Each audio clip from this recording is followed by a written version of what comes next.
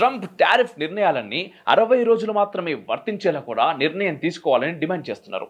60 రోజుల్లో ఆయన తన టారిఫ్లని కాంగ్రెస్ ముందు సమర్థించుకోలేకపోతే అవి కొనసాగే అవకాశాలు ఉండవు.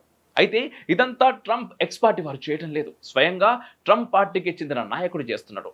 డెమోక్రాట్ల సాయం కూడా తీసుకొని చట్టసభలో ట్రంప్కు కళ్ళెం వేసే పని పెట్టుకున్నారంట. రిపబ్లికన్ పార్టీలో అతను ఒక్కడే కాదు, ఇలాంటి చాలా మంది ట్రంప్ను పబ్లిక్గా వ్యతిరేకిస్తున్నారు. దానికి కారణం హ్యాండ్స్ అప్ పేరుతో జనం రోడెక్కడమే. వచ్చే సంవత్సరంలో యుఎస్లో మిడ్ టర్మ్ ఎన్నికలు ఉన్నాయి.